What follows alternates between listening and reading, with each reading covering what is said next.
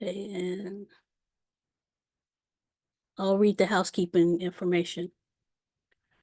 Welcome committee members, liaisons, and members of the public to Legal Services Trust Fund Executive Committee meeting. Thank you for joining us. We are using Zoom with the goal to foster a more inclusive environment and effective meeting. If you would like to comment during the meeting, please use the raise hand feature. Please utilize this tool to virtually indicate that you would like to speak in order to help the chair facilitate the discussion. A friendly reminder, this is a video conference meeting. Per Bagley-King requirements, all cameras must be kept on during the duration of the meeting. If you're unable to keep your camera on, you must indicate a reason for your non-appearance during the meeting. Please be aware of the surroundings behind you. All committee meetings will be recorded and posted to the State Bar's website. Zoom captioning is available. To enable, select live transcript at the bottom of your Zoom screen, then select enable audio transcript. Thank you. Let's do roll call. Okay, one moment. Okay, Connolly, Here.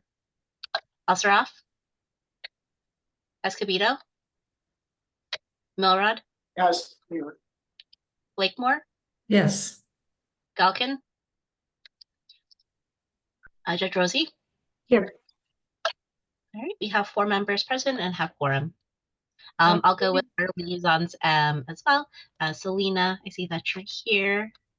And I don't see Melanie. Is she in the tentative? Oh, there's Efrain. Efrain, I'll include you in our roll call again as well. It's 5 members present. So we Okay. have a member of the public here. So I'm going to give my member of the public admonishment, and then I'll allow him to do 3 minutes.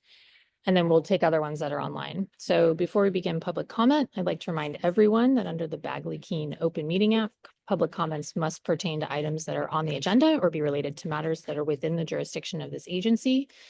Specifically, the Legal Services Trust Fund Commission Executive Committee exercises oversight on the administration of grant programs that fund local and statewide civil legal aid organizations to advance its mission. The Executive Committee does not have authority over attorney discipline, and there are no attorney discipline matters on the agenda for today's meeting. I'll now turn it over, and if we could start the timer, and we will allow those public comment. Good morning, Chair and all members. My name is Kai On from Sacramento. I talk about DA office and police department provide me forgery investigation report and fake defendant information for the driver that killed my father. I filed complaint to Sacramento District Attorney Mr. Tien Ho, but DA office refused to take my complaint form. From February 2024, I have filed complaint to Office of Attorney General 5 times and to Sacramento Grand Jury 2 times, but still no investigation was conducted. The 2 agencies keep not responding to my inquiry. As of today, I still don't know who killed my father, Woon Kong On. I also report the issue about grand jury to Sacramento Superior Court presiding judge 2 times, but also no responding. I appeal State Bar of California can look into the issue and provide help. This kind of unfair situation should not be happened in California state capital. Please address the issue to the Governor, Mr. Newsom. I have no other source of help to get justice from the state. Political power is using fake information to interfere the judgment of many licensed attorneys in California state government, in Sacramento County government, and in Sacramento city government for my complaint. I'm going to file complaint of some licensed attorney. They are Sacramento District Attorney, Attorney General, and Sacramento Superior Court presiding judge. Thank you for letting me to talk in the commission, even it may not relate to your commission. Thank you so much. Thank you, Ms. Erica. Thank you. Okay, are there any other members of the public? who have any comments? No Public. no one else has their hand raised. Okay. All right. Thank you, Mr. On. Why don't we move into the substance of our agenda? So first, chair report, I don't really have, well, let me start with this.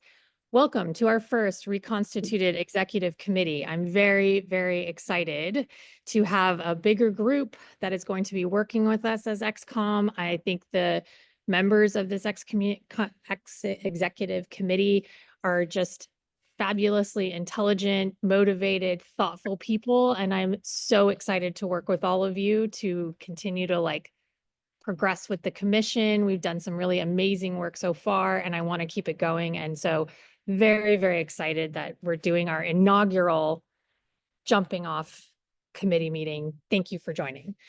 On that note, since we will be working together, Dawn had a good suggestion, and I'll take it since there's only a few of us. Why don't we do a quick get to know you? I know I've worked with many of you for many years now, I think, especially Catherine and I have been on the commission for a long time together at this point. But it would be great if we could share something like what is a book you're reading at the moment, or a book you recently read. And I will go first. I recently read a book called Long Live Evil, which was about a fantasy book that was like, what if you were rooting for the villain instead of the hero? And it was very interesting and very meta. And I'm also, working on just some, unfortunately for work, I read so much news that I'm trying to find my next book to read, and I like the light stuff. Anyway, next on my screen, Judge Rosie, would you like to share with us a book you're reading? Sure. Hi, everyone. Good to be here. So feel so fortunate to be among you on the executive committee, since this is my first year on the Legal Services Trust Fund Commission.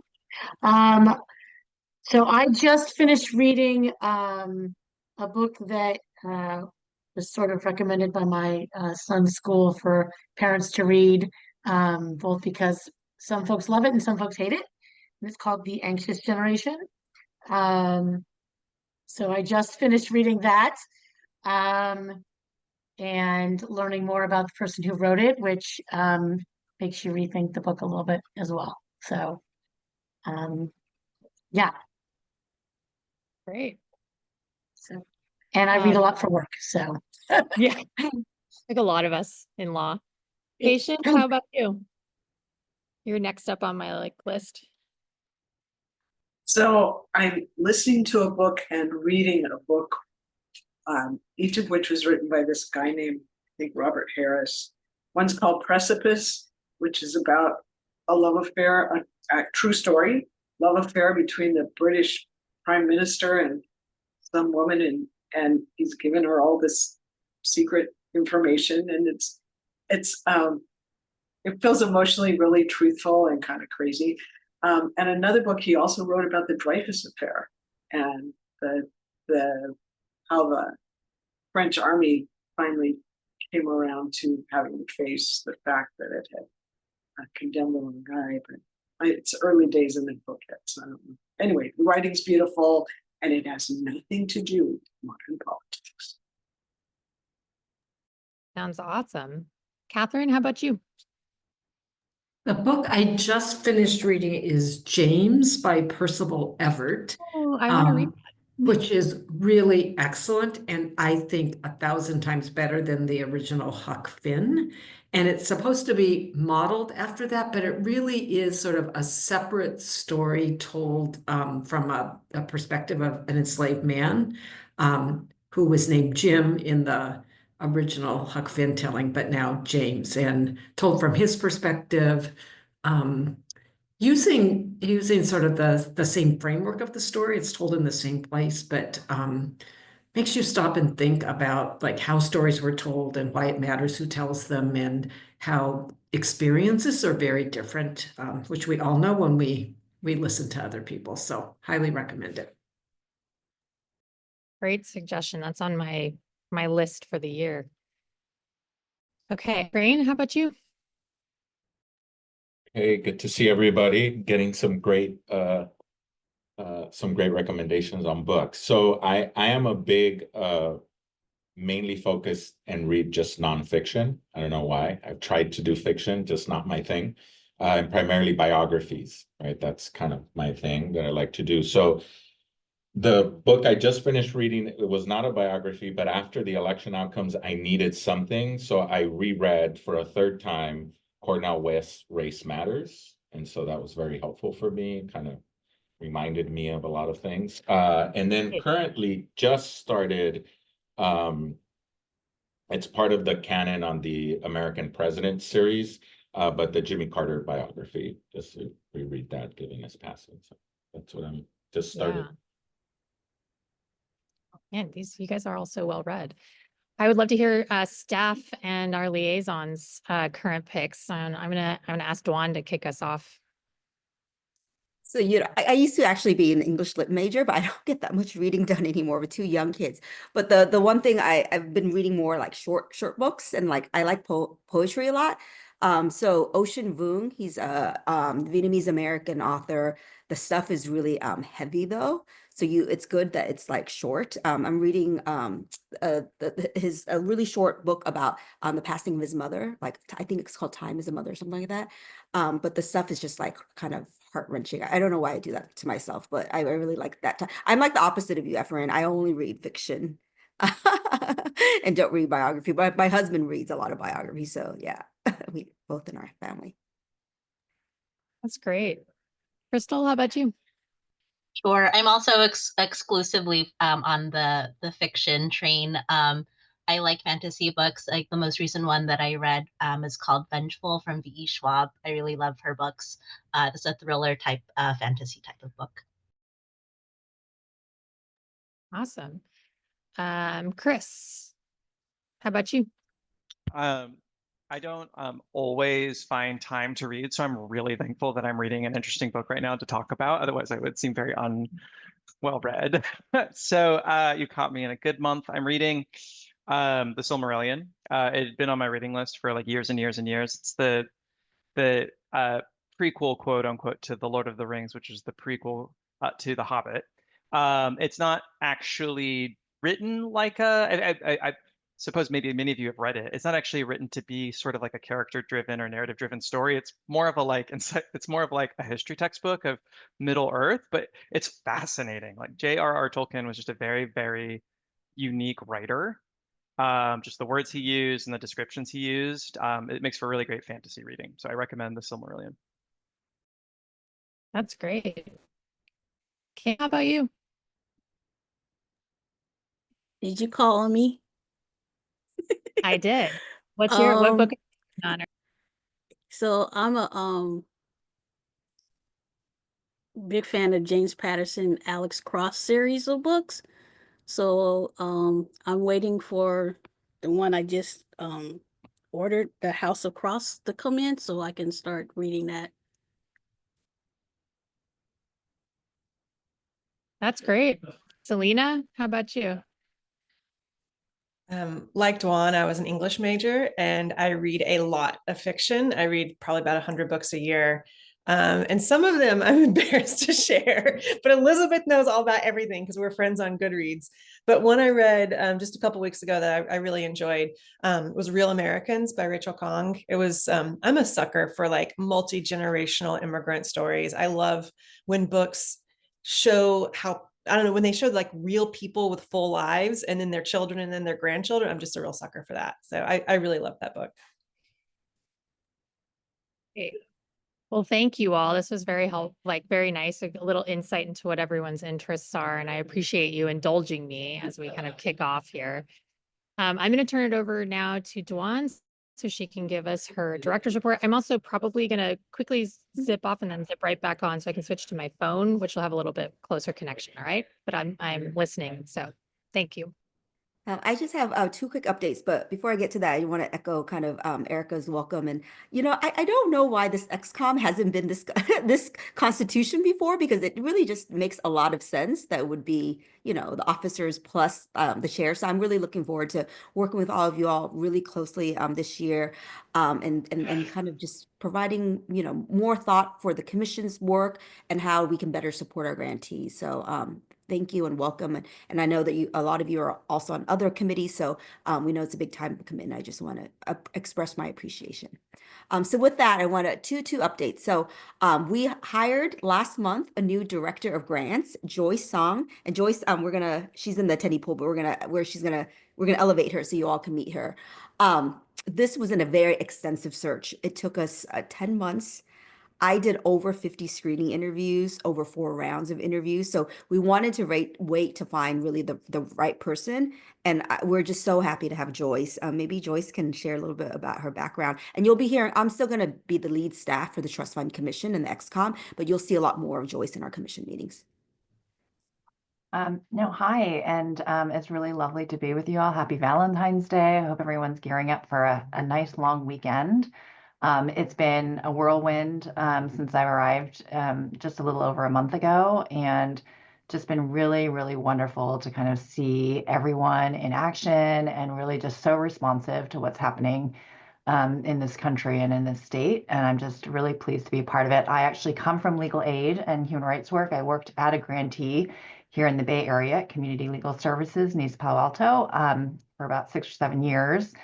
And then more recently was in philanthropy. So I worked both at institutional philanthropy at a community foundation here in the Bay Area, and then with various family foundations as well. So I'm just excited that I can, hopefully bring a little bit of experience from both sectors and just work with a fantastic team. I mean, I've just been every day really impressed with what they bring to work every day, and just feel really lucky to be here. So, and if I may, I would love to answer the book question, because I just finished a book, and I'm actually really excited to hear all of your books, because Jojo Rossi, That Anxious Generation, is really top of mind for me as a parent of 2 girls. But I actually read something kind of in the same sort of vein of genre, which is, it was called Take Back the Game, and it's how money and mania are ruining kids' sports.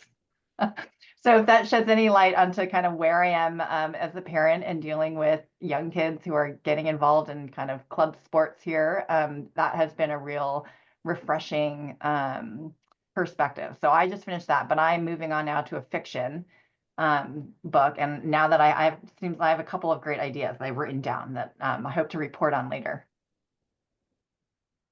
Thank you, Joyce.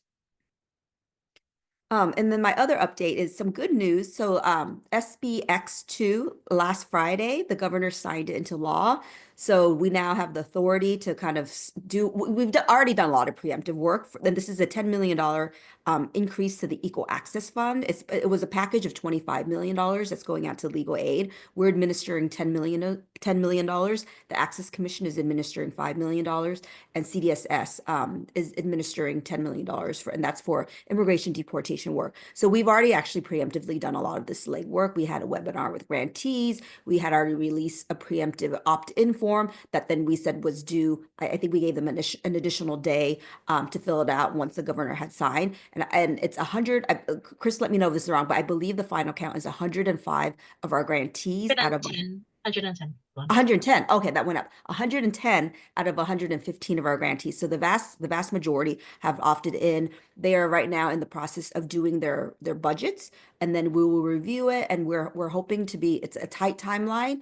We're hoping to get this out sometime this month, early next month. The Judicial Council has graciously is expediting everything. There is an emergency order that they are circulating with the Judicial Council to kind of get authority for the grant funding. The State Controller's Office has already reached out to us to kind of move payment.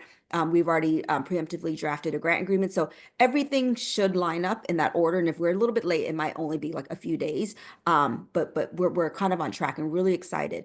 And then just the other small update, and then Chris will do a fuller update when he gets to this committee. So to say that our office and our grantees have been kind of busy and like running fast is like an understatement.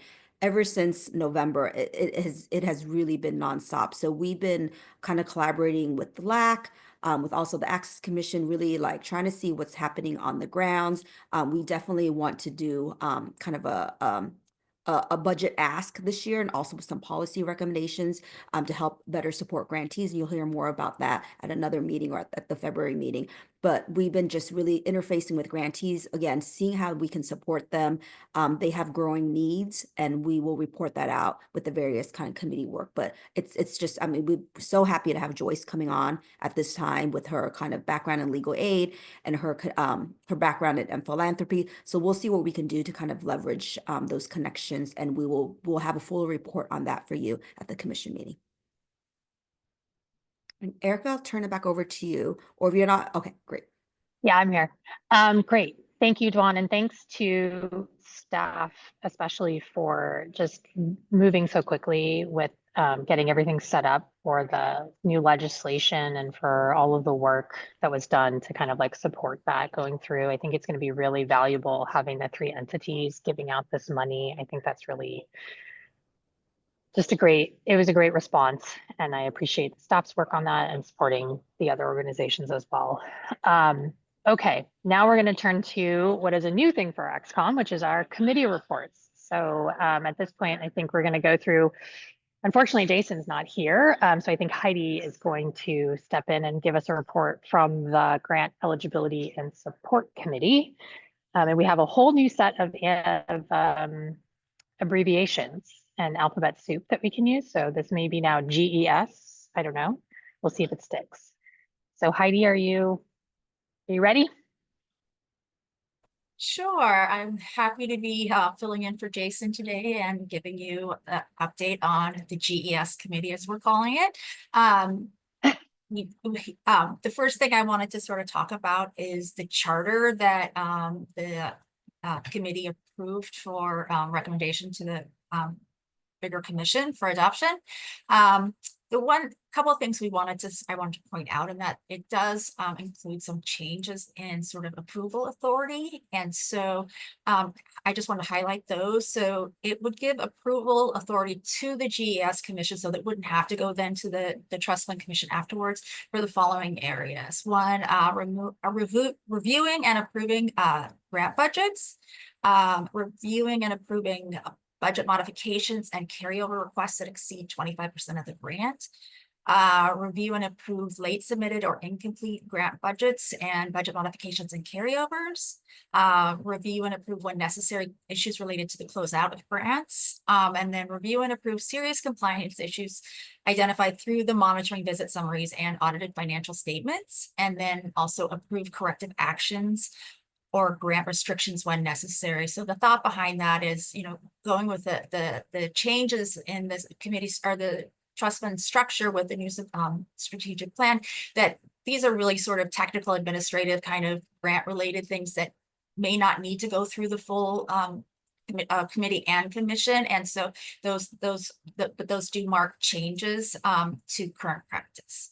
And then there's a couple of issues that that came up at the first GES meeting, and so we would appreciate some clarification from the larger community as to what the direction is and how we should proceed forward. And so the first issue is clarity around when to bring serious compliance issues to the committee. Historically, there have been some committees that wanted stuff right away and wanted to be involved in from when it's identified and moving forward. The GES committee took a very different position on this at the last committee meeting due to various factors. But so just would like some clarity on at what point do we elevate those things to the commission and sort of, or committee, and then, whatnot. And then also one of the issues that came up at the first GES meeting was around who can approve repeat visits, monitoring visits. And historically, that's been a staff level approval project. And the committee, I don't know if intentionally or what, but they sort of kind of reclaim that authority. And so I was not sure if that's the direction we want to be going in. And if so, you know, we just need clarity around that topic.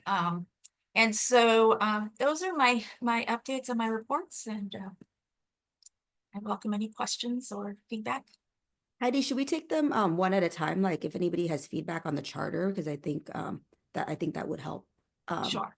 So that we can, when we go to, and what will happen, I think structurally, just all the charters, we're previewing them for you today from all three of the committees, and then your charter we'll spend a little bit more time on. I got already some good useful feedback. And then at the commission's meeting in a couple weeks, we will then approve them as a set. So if there are any concerns now, if we can preemptively hear you to see if we can address them, that would be helpful. Or if you have impressions on what Heidi went over, that was some of the slight changes in the authority. Catherine, I see your hand raised. So I think it might come up in the question you asked. So I'm just interested in understanding like what compliance issues end up in front of the commission. It seems like there, at least last year, there was, you know, sort of threats of litigation about various things. So to me, there's some line at which the commission should be involved in the decision making. So you can just tell me that's really the question I was raising, and we can talk about it there. So that's my question with what you presented. Sure.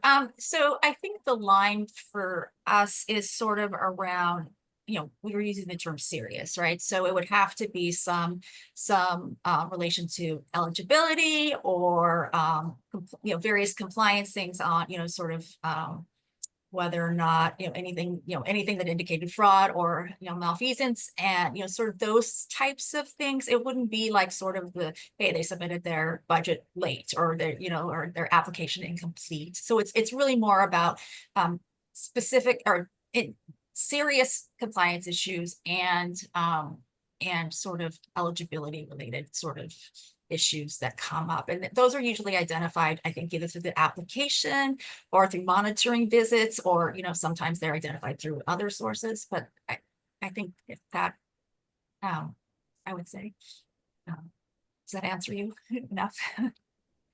I think, but anyway, there's other hands, so I'm happy to listen to what my colleagues say. Erica?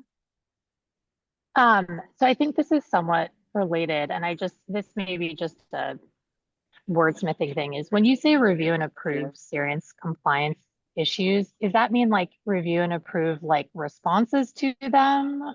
Or it just seems not to make a lot of, just grammatically, like it's not totally clear to me how you review and approve the issues versus, you know, I think we have outlined in the rules committee, right, like various responses to them. And so it may just be a factor of like tweaking the wording on that. And I think relatedly, and this may be, I think, somewhat related to Catherine's question and the question generally about when things come up. I know that we have worked on, and this may not be rules that have actually gone through and are formally approved, but like identifying certain kinds of compliance issues where more expedited treatment is required or permitted, and we defined it, I think, in the rules. And so I'm just curious to what degree you're envisioning the line drawing between what goes to the committee on an expedited fashion relates to what's in the regulation or the proposed rule versus what comes up to us, and how if there's any way in which, and it may be premature, but I want to flag that there's like a few different authorities going on here, and just wanted to raise that as something to see if you had thoughts on it. Yeah, so the rule that you're referencing has not been codified yet. It's, I think it's pending going out for public comments. And so that, you know, so that is not an authority yet. So I think, and I do think that has much clearer steps on that in terms of, you know, commission versus staff versus, you know, this, that, and the other. But I think that in the interim, when we don't have that clarity, you know, I think the idea was trying to keep, you know, contain, the issues to the committee and not have to send them up to sort of to maintain that the goals of the restructuring. And so, I mean, obviously, if this is something you would like to have elevate, we can certainly address that and go that way. Yeah, Vaughn, do you want to add anything now? I know Judge Rossi's got her hand up, but No, Judge Ross, you go first, and I'll go after you. Okay, you sure? Yes. Okay. I just wanted, because I'm new and I apologize.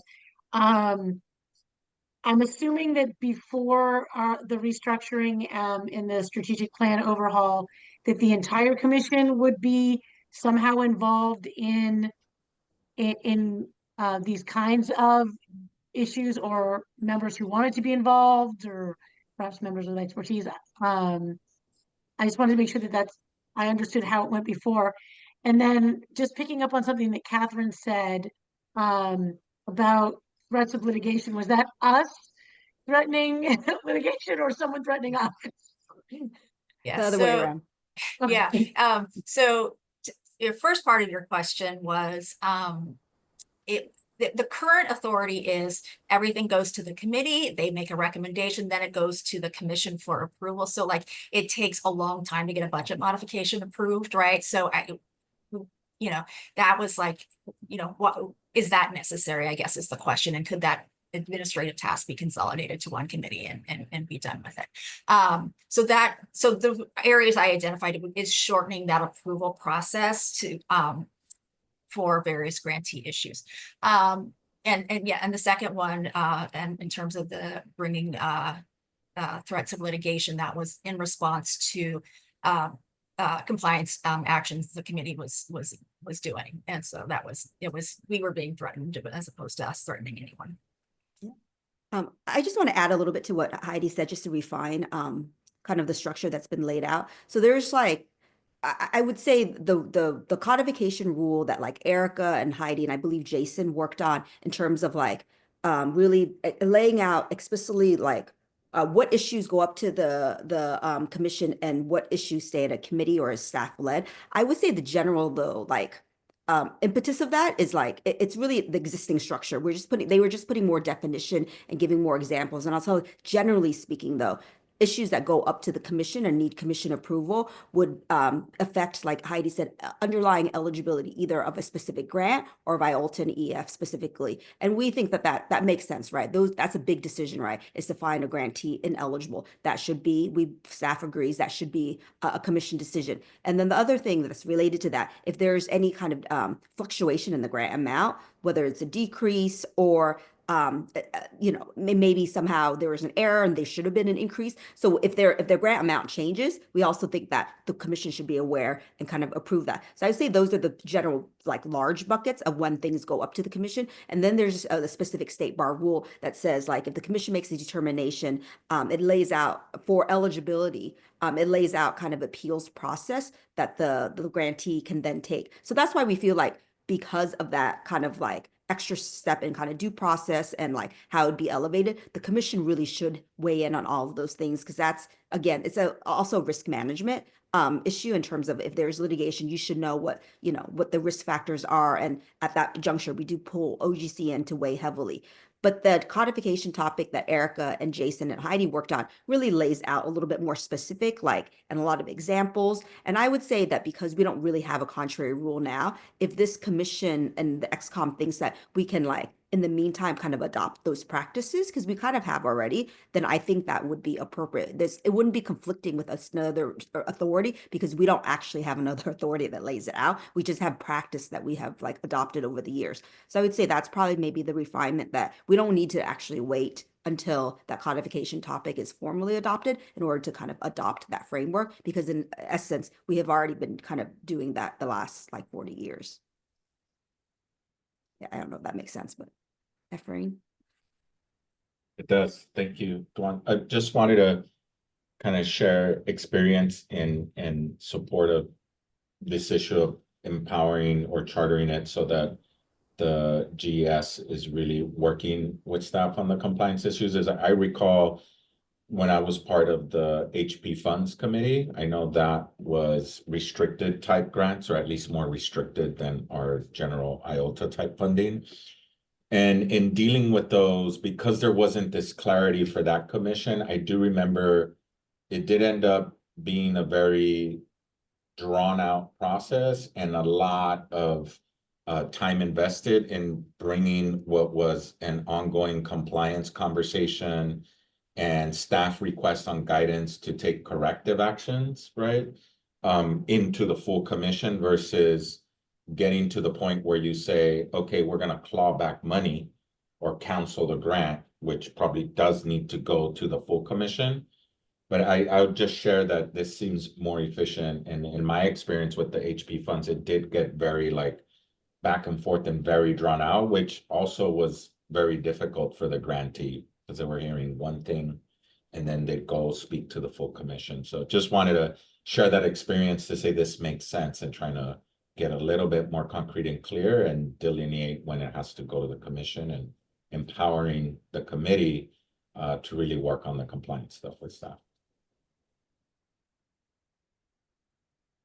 Oh, Catherine? Oh, you're on mute, Catherine. Thank you. I think so I absolutely support the commission taking a more active role in budget modifications, all of those kinds of things. I also think it's fine to start a compliance process. I think it's just when it says they're going to be responsible for serious compliance issues, and I don't know where the line is, and there's nothing that says when they're going to make a recommendation. So it's sort of to Erica's point of where is the line? Because right now I think it actually reads that they would do all of it, and I do think, to Ephraim's point, there's a point at which it has to go to the commission. So maybe it's fixed by saying you're gonna, using the proposed rule to talk about that, but I just feel like it needs some clarity about what goes to the commission, because using the word serious doesn't everything. I mean, I'm not sure we're talking about serious plus or very serious, right? So that's what I would suggest. I mean, I have a suggestion. I mean, based on that feedback, because I think that probably we'll probably have heavy discussion at the commission level. I wonder if there's phrasing that we can use from the codification memo, since you guys have already worked on that, that gets to like what the definition of what that is. And maybe that piece, even though this might look a little different from one charter to another, maybe that needs to be just spelled out a little bit more, because I know a lot of these bullet points we drafted it so it could be short and succinct, but that one maybe should be a little bit more meaty. And I feel like the commission would be okay if that deviated a little bit from like kind of the format, to give it a little bit, or it could be a reference to the memo. But I think that you're right. It does need a little bit more clarity on what that means. Yeah, I second that too. I think, I mean, your comment gives. Oh, sorry, Erica, your internet, it's in and out for me at least. The same. Oh God, I'm great. It's actually worse than on your computer. Let me see if I can Oh, move shit, a I think little she bit. cut now. Sometimes Now we can't hear you, Erica. I don't know if you can hear us. Okay, you're back now. Okay, sorry. No Sometimes I need to get closer to the window.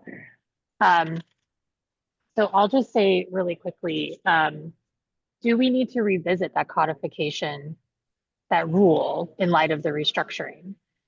If we don't, then I think it's great to do the cross-reference, but just this may be more of a rules committee question, but we did sort of work on that rule under the old structure, and if we need to tweak it, but I do like connecting the charter in some way to the regulations about escalation, just because we worked really hard to define those different levels, and I think it would be useful. Yeah, I mean, I do think the rule, if I'm remembering it, I don't think there's this distinction between committee and commission on there. I think probably all of the elevation with commission level. So I don't know if that's something that's could be delegated, or if that needs to be, or if a committee, can substitute as the full commission. So I mean, I do think in that vein, there is what a question as to whether that's conflicting with the or if we need to sort of finesse that rule slightly to allow for committee involvement and approval. Well, I don't think it conflicts. I mean, the commission is always in a position to delegate authority, even if it's like on a permanent basis or a temporary basis. So I think, you know, I'm not recalling right now. I thought there was a chart in that rule that had all the delegations, but you're saying, Heidi, in that chart, it doesn't have like committee. It just stops at like it's staff versus commission. Is that what it is? You have to, you know, it's been a while since I've looked at it, but I believe it does not designate committees at any point. I mean, Crystal, do you remember any committee? In prior iteration reference DVR, but I think we just ended up making it specific. Yeah. I think the rule might actually be okay, but the chart might create confusion. So it's sort of, it's just, anyway, so maybe people could look at both, and when it comes to the committee, there could just be a, here's how we propose addressing this, so we're clear when the commission should be involved, which is this more narrow universe of things. Right. And here's where the committee has authority, and then I think it all, the framework is right, Okay. absolutely right. It just needs to kind of do both things, right? It needs to be clear in the rule when the committee's acting, and it needs to be clear in the committee charter when the commission's acting. Right.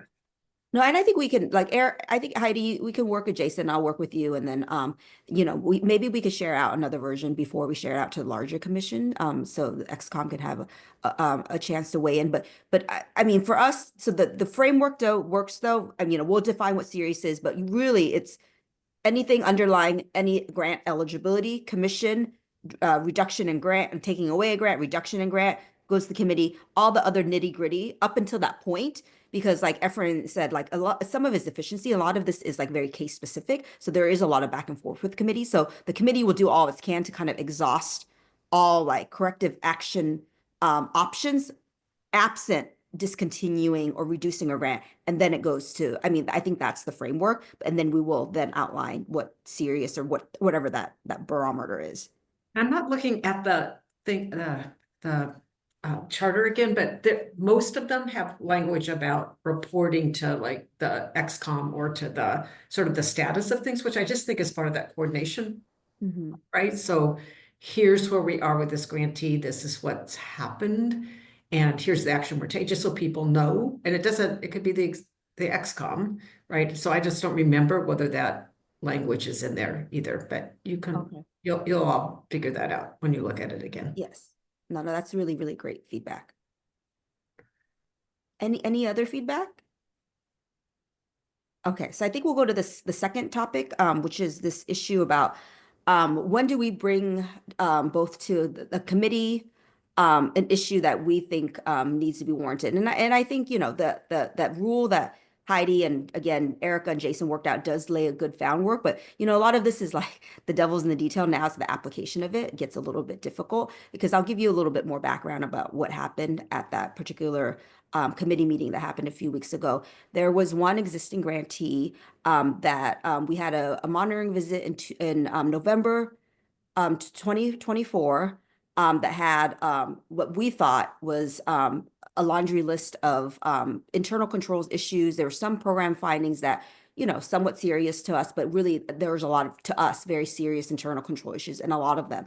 So we brought the issue to the committee. However, the grantee was issued the monitoring. The meeting happened on a Monday, and the monitoring visit was issued the Friday before the committee meeting. And then we usually give grantees 60 days to respond. So obviously they didn't have their full 60 days to submit a written response. And then the motion was brought to the committee because there's so many issues. We wanted to, one of several motions, but I think the one that was most important, relevant here, is to have a repeat monitoring visit. And the committee felt like that was premature. And the grantee did come and make very their intense kind of public comments.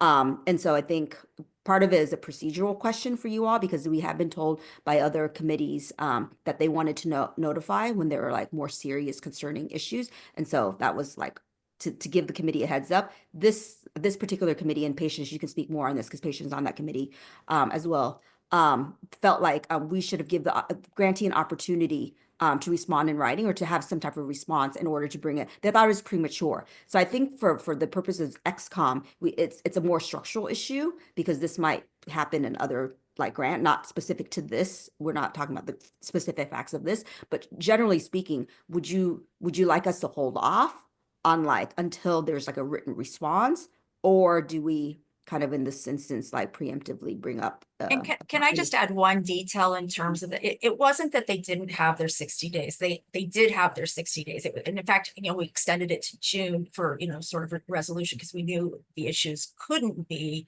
resolved in 60 days. So what we were thinking was going to happen was a dual track. So the grantee works on the individual things, but the commission is also adding some additional oversight, given the severity of the issues. And I think that message did not make it through to the commission or to the committee and the public. So, but it was never intended to not let them, reply. It was just a dual track. So we weren't cutting short the 60 days. We just brought it before the 60 days expired.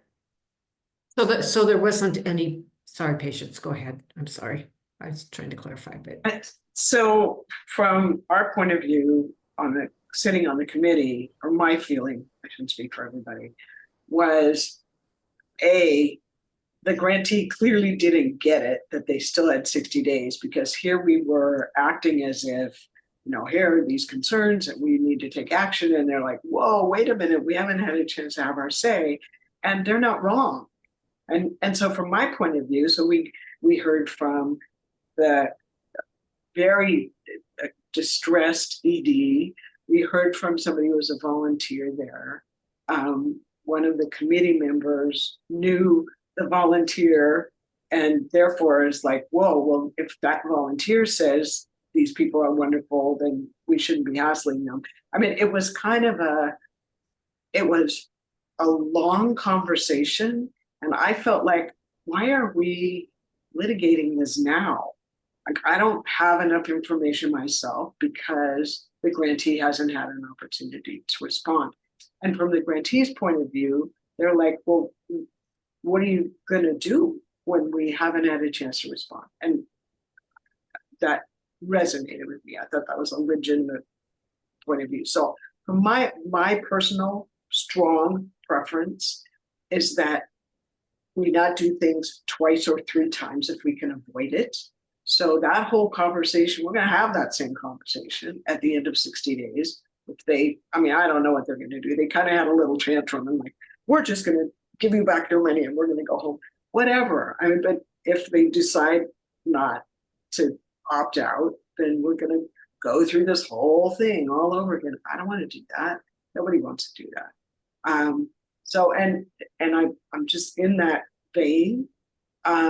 However we come out on the committee elevating to commission issue, please let's spend some time and energy thinking about what do we intend the authority level of the committees to be, and then please let us not relitigate the whole question when we take it to the commission. So that anyway, I've probably said more than I need to, but I did feel like the grantee was kind of backfooted by, they thought they had a wonderful interaction at the monitoring meeting and everything's going on fine, and then 20 minutes before the actual hearing, they get this letter that they interpret in the worst possible way. So that's hard on them to let them do that to them.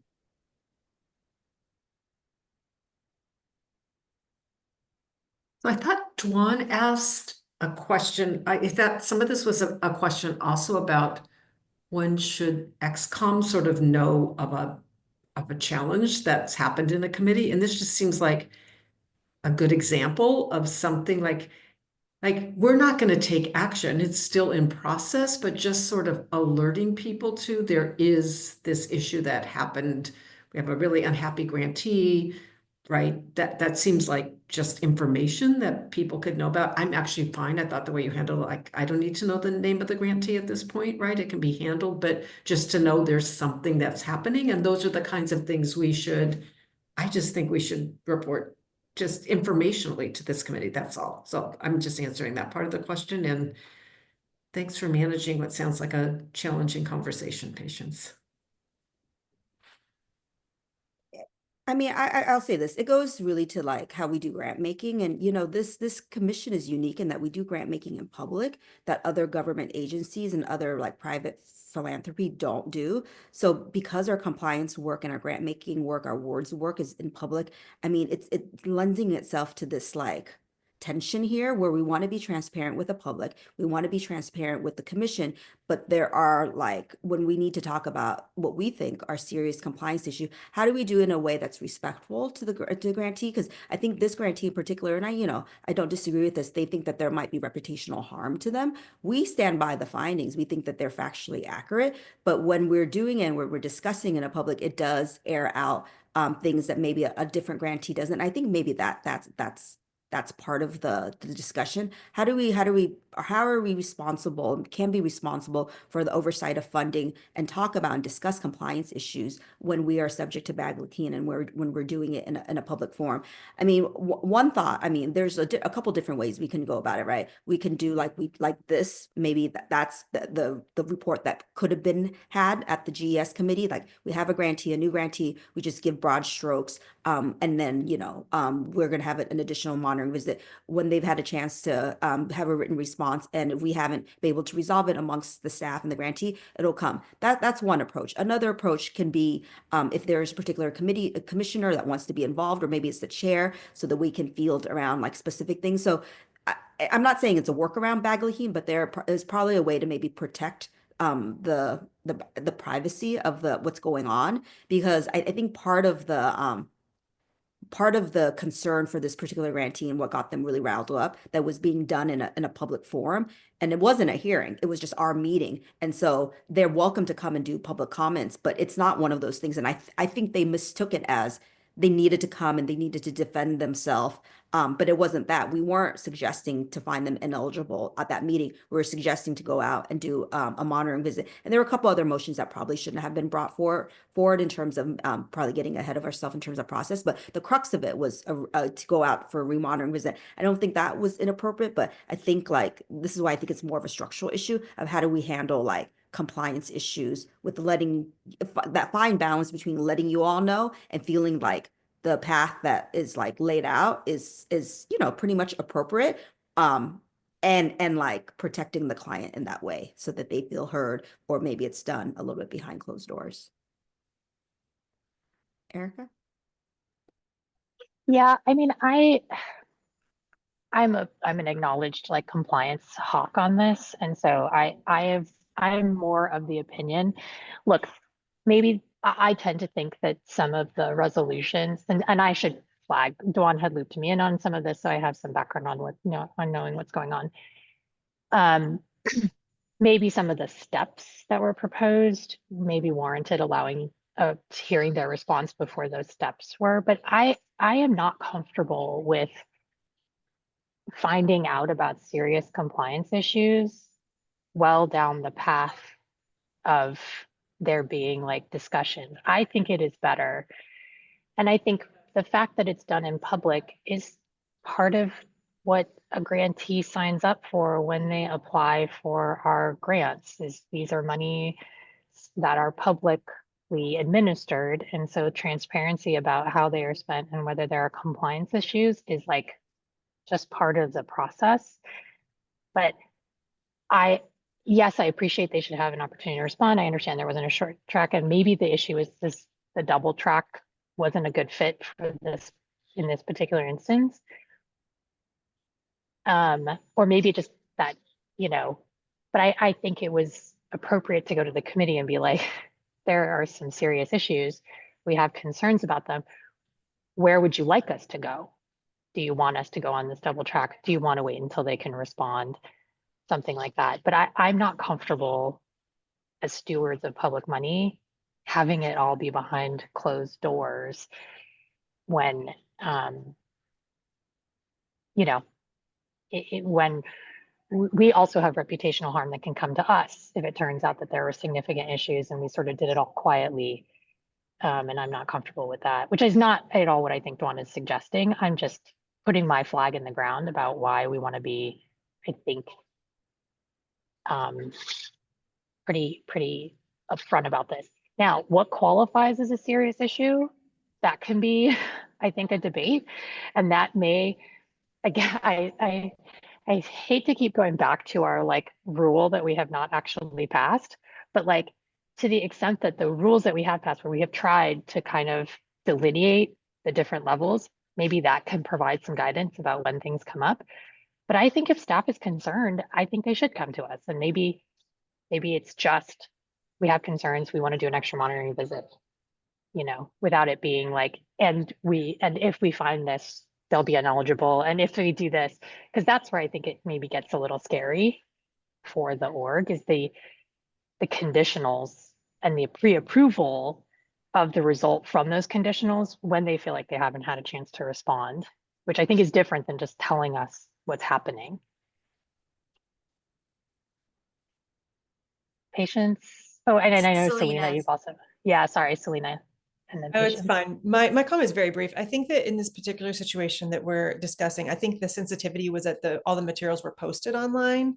And I think that this commission should feel comfortable discussing serious issues, but just being mindful of what's posted on public platforms is what often makes organizations worry that they feel like they haven't had a chance to respond because the response period isn't over yet. So I think that was a complicating factor in this incident. That's a good point. I guess the question foremost in my mind is, what was the thought about what we might do? And I think that was the reason that the grantee was all freaked out. Like, why? This feels like a hearing. This feels like we have failed to do this and we don't do that, and we're using Quicken or an Excel spreadsheet instead of whatever. And it felt like they were being accused, and they reasonably assumed that we were hearing about it because we might do something about it.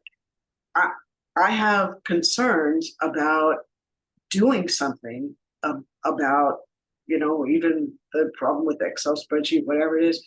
First of all, when staff has not exhausted what it's capable of doing, the technical assistance, no, you can't use Excel, this is what you should use, this is what, this is how you have to handle your finances, you have to, whatever it is.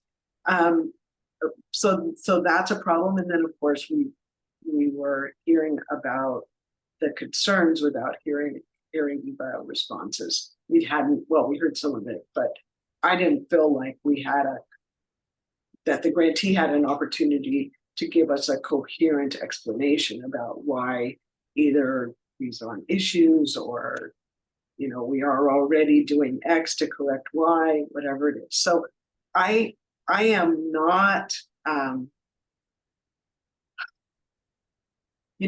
I know nobody likes to be surprised. I don't want to be surprised and find out that the grantee has been taking regular trips to Tahiti with our money when we had some suspicion that there was a problem. I don't want to be surprised. On the other hand, to take it up in a public meeting, what's the thought about what we're going to do? I mean, if it's something really grotesque and terrible and seriously, like people misusing the money in a obvious and gravely serious way, and it's a lot of money, you don't have to bring that to the commission in order to pull the plug for a minute, right?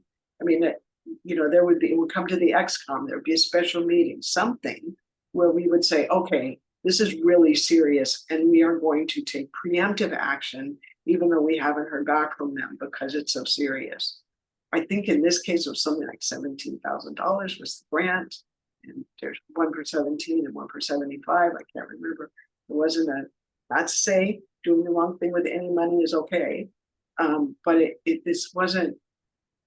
this didn't feel like an emergency. So it would be helpful to me to know, like, why, what, apart from like telling people, which don't tell me if I can't do anything about it.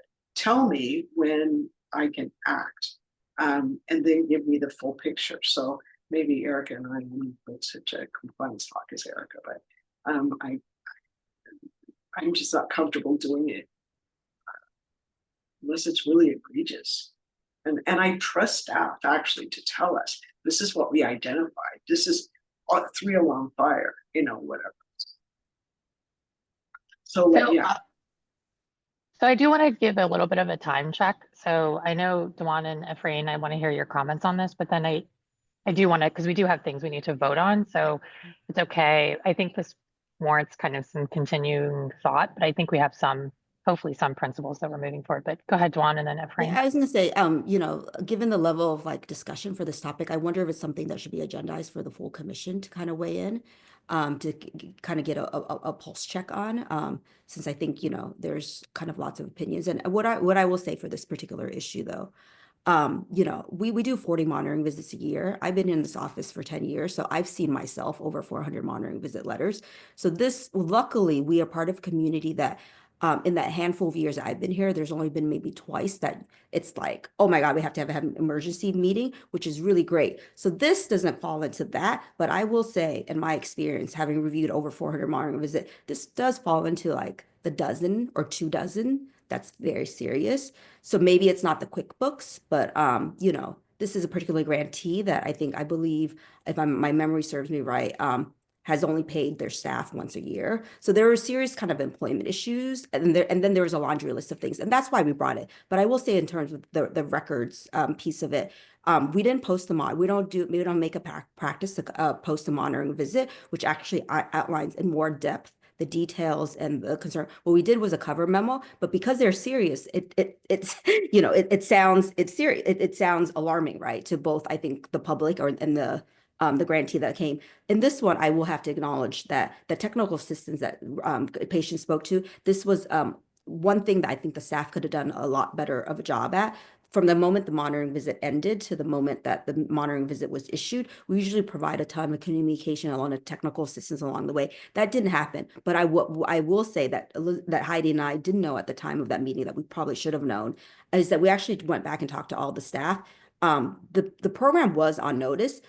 There was the monitoring visit that happened in November, and there were 3 staff that went, including a pretty high level program supervisor. And at each of the meetings that they had with the executive director, they outlined in very specific terms what the findings would be. Of course, when we go back and do the findings and then we do more research, there's going to be a lot more details, more flavor. But I really do reject the proposal that we did not give this particular grantee a notice on it. What we didn't do is give the 50 hours of TA that we usually do with a lot of grantees. So I think moving forward, we will Heidi will need to make sure that the staff does that. But I think that's a separate issue then, that we thought, and I signed off on this monitoring visit. I worked close with Heidi that we actually do stand by, again, the underlying facts of the monitoring visit, and we thought it was serious. So this is where I think it goes to like kind of the factual, like, that may not have been serious to maybe a committee member or the committee itself, but in terms of staff, that was our staff position, that it was warranted it bringing up to a committee or to a commission to kind of review. That's my 2 cents, but it does feel like maybe it needs a larger conversation. Thanks, Dawn. Efrain? Thanks, Erica. I'll be super quick and don't need an answer, but I'll pose a question that came up for me, and it's mainly may be helpful in thinking about the bigger pictures. I'm just curious, to what extent I know there's always reporting as well articulated in grant agreements, but to what extent is our compliance process spelled out and articulated to grantees as they're receiving their funds and doing it? Because I'd be curious to see how that matches this conversation and whether it actually shows you these are the progressive steps, right? And how it works. I mean, we reference in our grant agreement, kind of all of our authorities, but this is where like we have a lot of requirements. So this is where I think for our new grantee, and this one particularly is very small in size, as Patience mentioned, they receive very little funding from us. I think it was 17,000 or 20,000. So this is probably an instance where this grantee needs a lot more help from us to understand the requirements. And I think that is a piece that we could have done a lot better job at. But it's referenced in there, it's a legal document. They're on notice, but it's a lot, right? So it's a lot to absorb.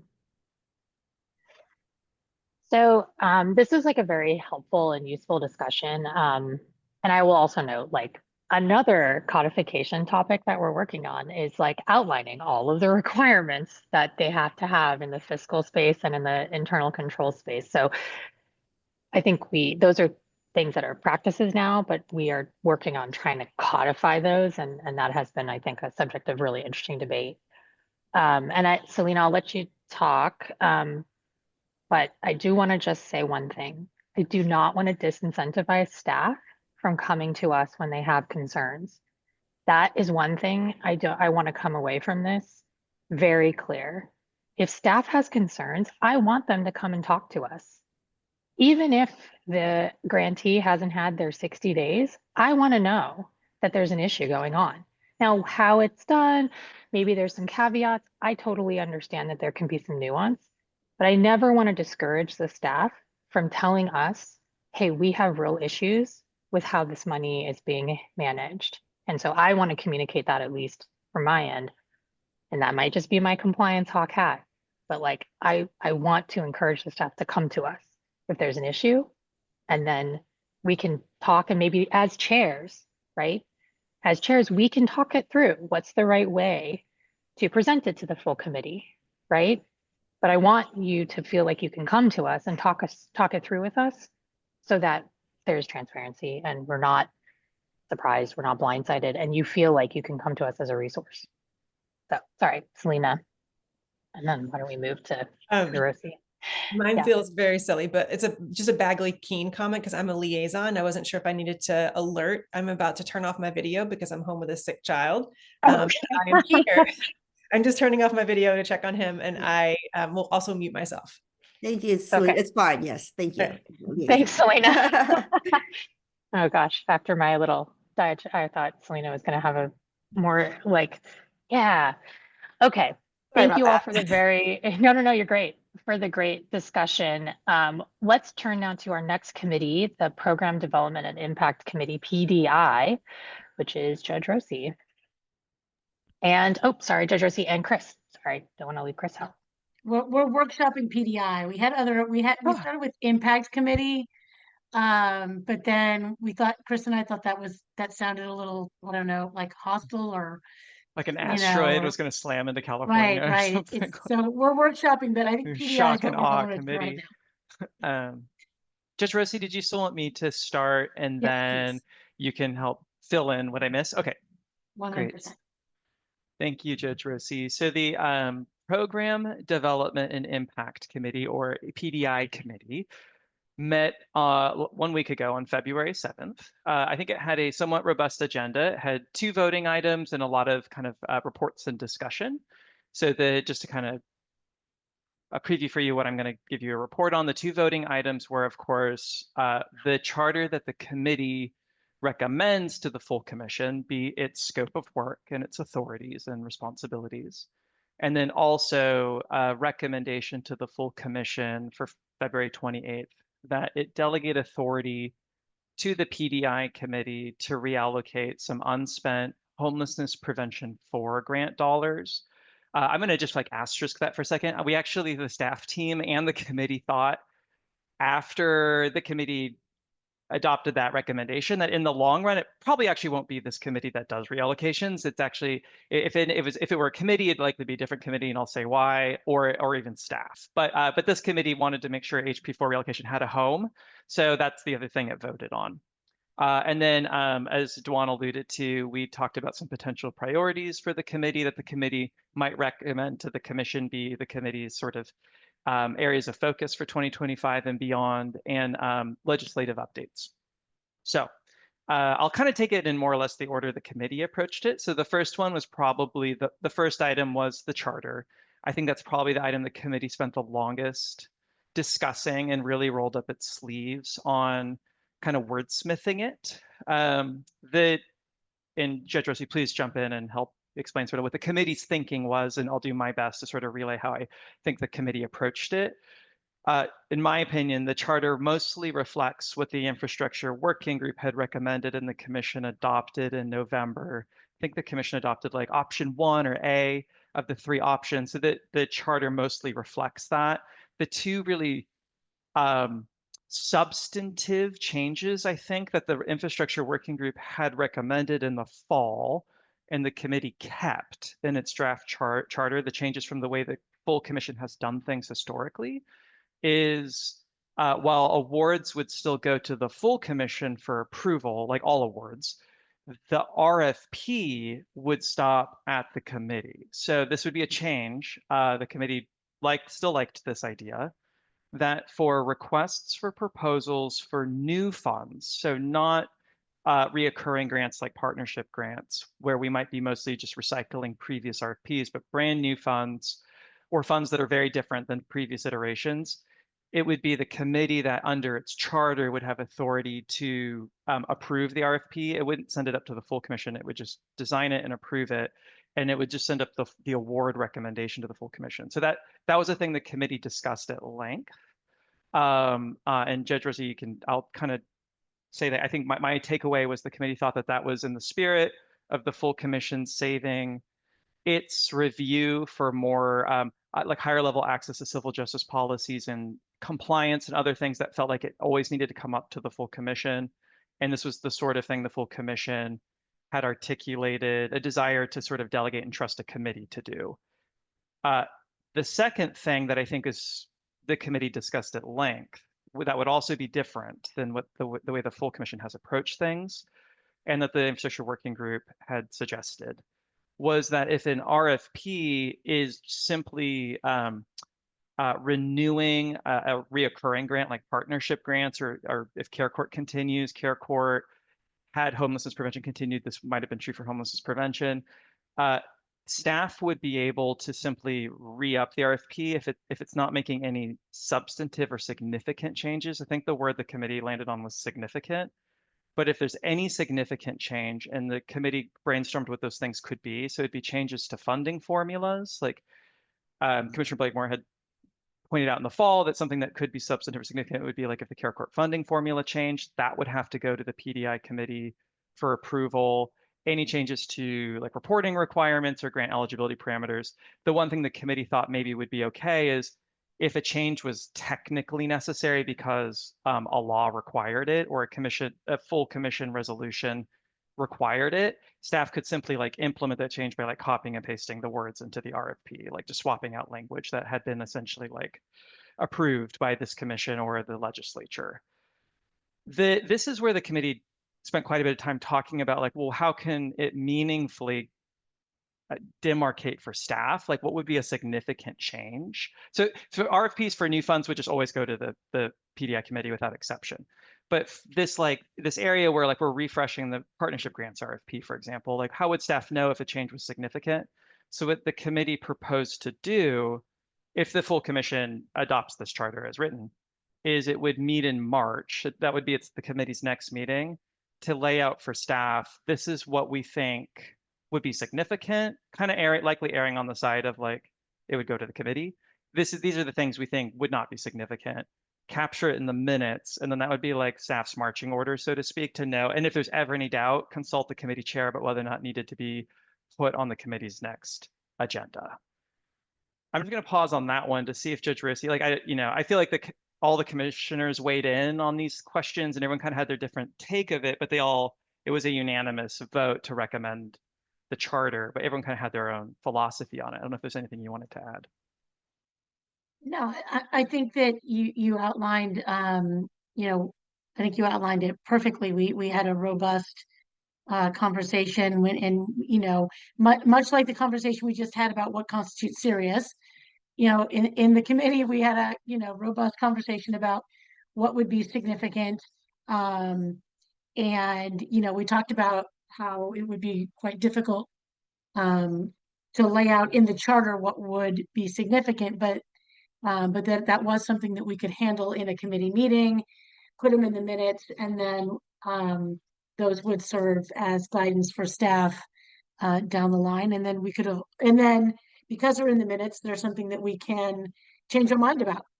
You know, 3 months later, if we, you know, if we change our minds and think this is now significant, and we do want that to come to the full PDI committee as opposed to, I mean, I think we all agree that changing things like the year and technical changes are not significant. But it's impossible for us to delineate everything that could be significant, as we just talked about a minute ago for the other committees. So yeah, those were the two things we talked about. And then Chris, one of the commissioners had a question about the way membership was defined in everybody's charter, right? Yeah, so Commissioner, thank you. Yeah, so to the point you were just talking about before, there was some desire for like the committee's guidance to staff about this is significant, that's not, it needs to be captured in writing somewhere.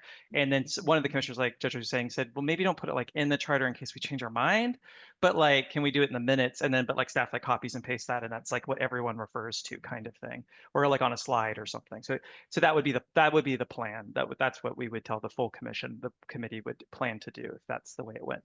So for the Commissioner Smith's, Aaron Smith's raised a suggestion for all the committee charters, and that is in the paragraph, I think they all read very similarly for the paragraph about how members have the number of commissioners that sit on each committee. I think they might all say something like 6 to 8.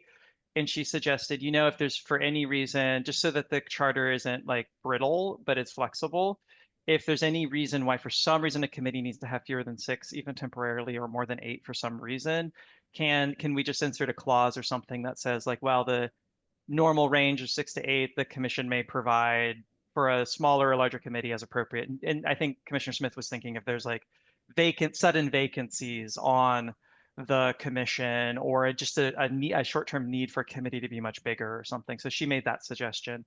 And that felt to us like a kind of cross-charter suggestion, not just for the PDI committee. So I wanted to bring it to the exec. The committee decided didn't want to wordsmith its recommended charter with that, because it wanted to kind of just give that to the executive committee to talk about. Yeah. And the other thing just related under that section members is that, and we didn't hear it just from this particular committee, Heidi's committee also raised this as a concern, is that who's appointing the members for the particular committee. And I think that is usually, I know it's usually the chairs. So I think we just need to write that out so it's really clear. And so that's something, you know, we can across the board kind of make that consistent.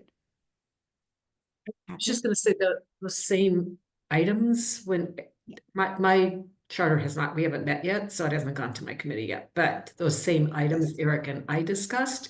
And I guess one solution, you know, like I agree to say who appoints them. I don't know that it needs to have, I think where we landed was maybe there doesn't need to be a number of members in the. Yeah, your committee did a little bit different, so I think we just need to decide on that. Yeah, so decide. So I guess I'm just raising that there should be consistency, and so either you adopt the view of the program committee, or we just take out the numbers, knowing that it's the chairs that have the authority, and they're in their wisdom gonna assign the right number, and then the number is the number, right? So whoever's appointed.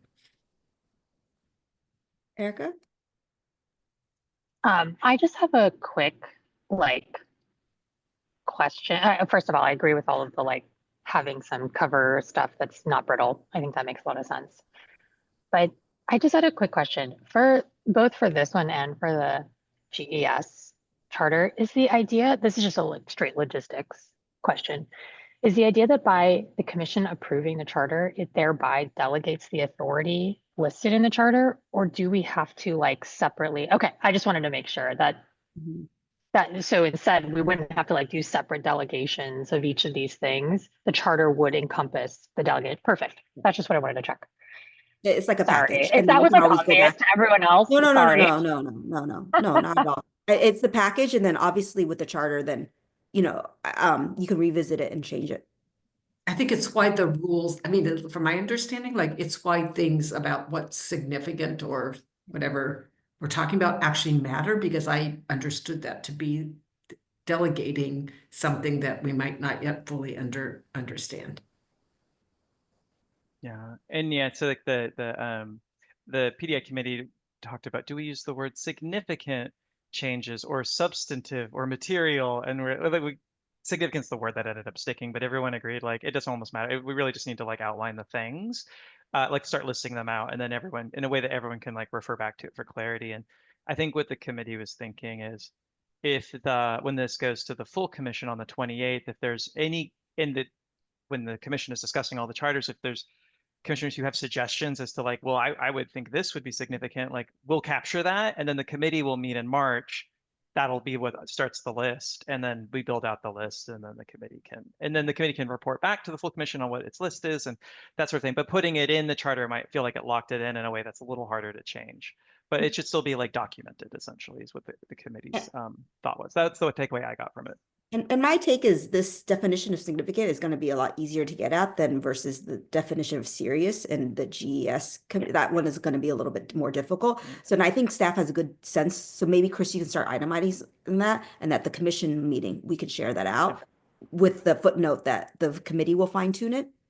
But okay, yeah, I can do that for the 20. we have a lot of examples on what we think is more yeah. administrative and what we think is like administrative. There were more examples of things that were significant than things that like wouldn't be significant. So it's like a lot of things I think would still go to the committee, but things like, yeah, we're changing like 2025 PG to say 2026, and we're swapping out the dollar amount to be the new amount of funds that's available. Like the committee's like, well, okay, that feels like a very technical change, but if you're going to change like the budget ceiling or the reporting requirements, like that needs to go through the committee. It's kind of so. There are other areas of responsibility for the committee that are listed that are more or less, we like wordsmith them a little bit, but substantively they're just taken from the slides from the commission's November 8th meeting, the slide that articulated the schema that the commission eventually adopted. I think it was option A. So it does say things like, with some wordsmithing, explore ways to refine the reporting requirements for programs to minimize burdens while still maintaining meaningful program evaluation and things like that. Explore like opportunities for innovation with emerging technology, et cetera. So all those we kept those. Nothing got added or removed. Is there anything, Judge Rossi, that I missed for the charter? I don't think so, no. I mean, just that's why the membership, and it sounds like other people had thoughts about or had talked about the membership portion of it. And we wanted to bring it here. We didn't wordsmith it within our own charter just because we thought that continuity between the committees made sense. And so we didn't have anything to propose other than to bring it up and say, the who and the how many might be something that everybody wants to agree on so that there's continuity across all charters. Thank you. But So otherwise, yeah, we were just taking from the slides. And then the second voting item, which is related to the committee's potential area of work, subject to its pending charter, was a recommendation to the full commission that it delegate authority to some committee, but the PDI committee volunteered to be this committee, to reallocate some remaining homelessness prevention 4-grant dollars. After discussing the charter, the committee and State Bar staff realized that actually the PDI committee's its purview seems to be in the realm of new funds and new policies and new projects and ideas. And there are other committees that handle existing grants. But that it might actually be most appropriate maybe for if it's like a formula-based reallocation where the existing grantees can opt into it if they want like a proportional share of the funds that remain, that maybe just staff runs that if it feels very mathematical, if it's not competitive. But in any case, this committee realized it's not really clear who's going to handle that, and everyone's charters are still pending approval. So this committee just volunteered to handle this reallocation of HP4 grant dollars in kind of the old way of doing things, where it will recommend or it will it will look at staff's allocation numbers, and staff will explain how the opt-in process worked and what the funds are being, would be used for, and then adopt it. Kind of the way the commission has been doing it historically. So I'm just going to say, this is, you'll hear this again on the 28th, but for the Homelessness Prevention 4 grants, that grant ran from January 1 of 2023 through June 30th of 2024. For the initial grants, it had a supplemental grant as well, where the grantees could opt in for even more funds. And that one ran from July 1 of 2023 through June 30th of 2024. So the grant period has ended for HP4. There were $1,007,981 left. There were the number of grantees was in the 60s. I think it was about 63 grantees. It could be slightly off there, but 11 had funds left over, and it summed to a little over $1 million. And State Bar staff estimates that it has some of its own funding from that was to administer the HP4 grants left over that it would happily chip into a reallocation so programs could spend it. And that amount is about $170,000.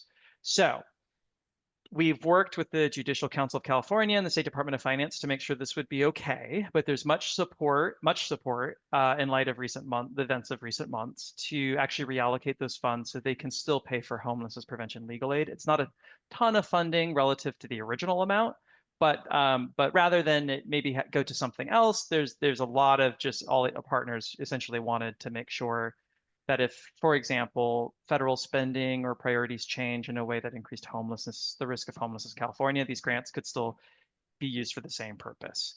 So the reallocated dollars would need to be spent down by the end of this calendar year. It's less than a month, but given the amount and the number of original HP4 grantees we had, it's totally realistic.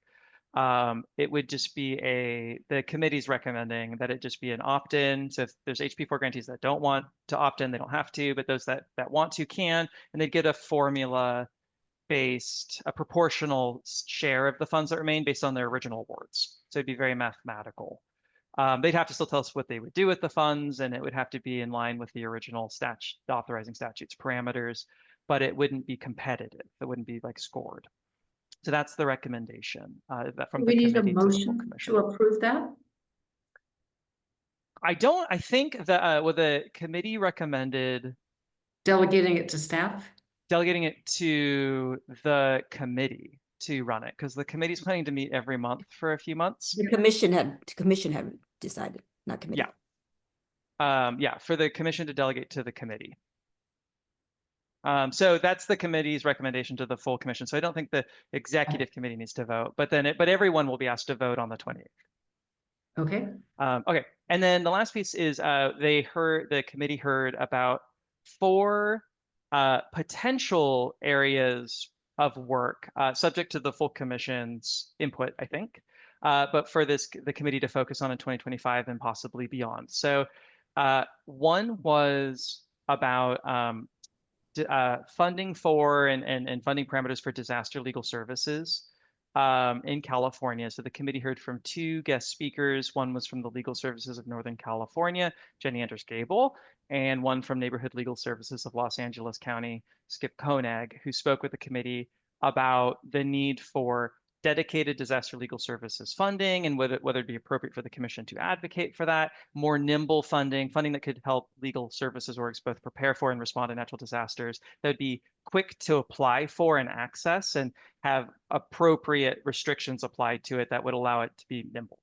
And those remarks, I think, were very well received by the committee. There seemed to be a lot of interest from the committee, such that we think it might actually be really interesting for the full commission to hear some version of those remarks at its meeting, because it just felt super topical, and they were really good speakers.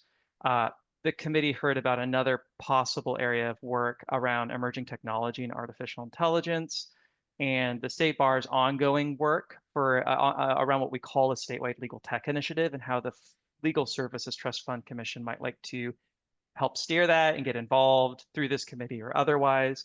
A third area of work was around the rapidly changing policy landscape, in particular changes to federal spending and programs, but the entire policy landscape and just how it changes on a daily or weekly basis, how this commission can stay informed and help steer the State Bar's work to support grantees or support grantees directly in that space. And then the fourth was exploring ways to refine the commission's reporting framework, which Crystal's here. I don't know if Crystal wants to say anything about that, but it kind of sounded to me, Crystal, like it was a top priority that the commission look at it, because it's been a while since the commission designed it, but now we have data to actually assess, like if something maybe feels a little too burdensome, like we've been collecting all this data, but it turned out not to be as helpful as we wanted, or this actually data set is super duper helpful, but we need to collect more of it. And like now's the time to look at that.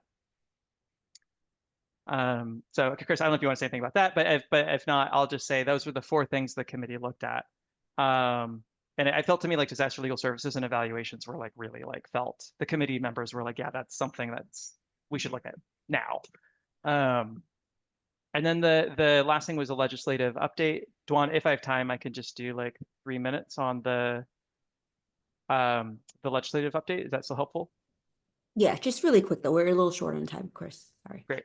So Dwan already reported on the good news that the governor signed the bill that's SBX 1-2, which creates the $10 million for the formula-based increases to 2025 EAF grants that were on an opt-in basis that almost everyone opted in. I'll just say the bill also provides $10 million for the California Department of Social Services to do grants and contracts for immigration-related legal services and removal defense, and $5 million for the California Access to Justice Commission for its grants to legal services providers as well. So it's actually a really terrific package. It's the one we were hoping for. It does provide that for the 10 million, or the bill actually doesn't provide this, but there was a statement of the author's intentions that was read into the Assembly Daily Journal, and then the governor included a similar sounding statement in his signing statement about how it is the intention of the legislative authors and the governor that those funds not be used for immigration-related legal services for Californians that have serious or violent felony convictions. That feels like something that might have been necessary for these funds to pass, and we're very happy that the funds passed, and we're thankful that the restriction is narrow in some respects. So it would be specific to immigration-related legal services. It would be specific to convictions.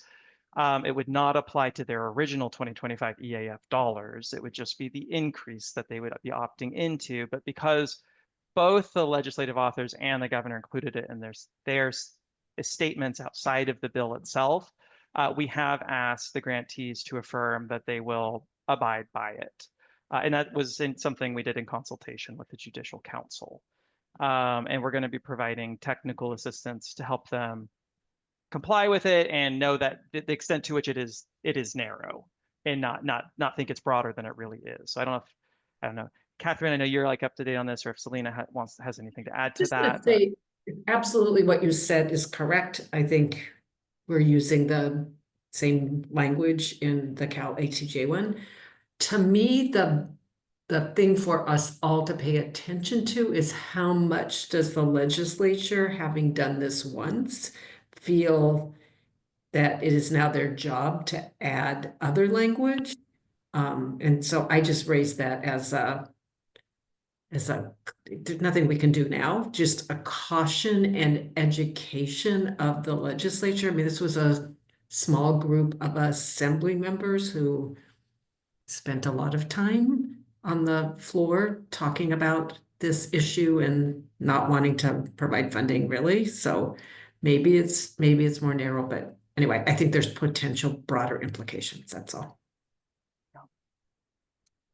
And the last thing I'd report is the State Bar, in partnership with LAC, has advanced some public policy proposals, or maybe I'll just call them like concepts around how to, I think, generate thinking with the legislature around how access to civil justice funding can be responsive to natural disasters in a way that isn't currently responsive. And so there was 3 ideas that the State Bar and LAC kind of put together, and big thank you to LAC for advancing these. So one is the idea that the IOLTA statute's definition of indigent person could be a little more broad or relaxed for someone who is trying to recover from a officially declared natural disasters. So in the IOLTA statute, currently an indigent person is defined in a few different ways. So one way you can be an indigent person is if you live at or below 200% of federal poverty, or you're a senior, or and there's a couple other options. You would qualify for certain federally funded disability services and programs. So the proposal is that if you are recovering from an officially declared disaster, and there's actual language that was kind of wordsmithed for that, you could still qualify as an indigent person if you live between 200% and 300% of federal poverty. So that idea was sort of workshopped and is advanced. Another idea that the State Bar and LAC workshopped together and advanced was the idea that, and we've heard from a few programs that they would really like this, is the ability to spend some of their IOLTA dollars that is from, according to the funding formula, appropriated for a particular county. So, you know, they get a particular sum of IOLTA funds to serve, say, Sacramento County, but then their neighbor legal services organization in a different county needs help serving Californians after a natural disaster. Can they use some of their funds for, say, Sacramento County over in Humboldt County or something like that? We normally would call those out of county expenditures, and normally the IOLTA funding formula doesn't allow for that. You have to spend the funds in the county for which the formula has given them to you. But in very narrow situations, to be able to help serve Californians in another county in an emergency. So that idea has, and still be able, and not only have them be like discounted, but like you get to count them towards your award size the next year. The State Bar wouldn't come back and say like, well, you don't, now your award will be a little lower because you did that. We wouldn't, to not have that happen. So that was one idea that was workshopped and advanced. And then the third is around the $45 opt-out on attorneys' annual license fee statements. Currently, that opt-out donation by law goes towards IOLTA grants. So it just goes out to all the grantees according to the IOLTA formula.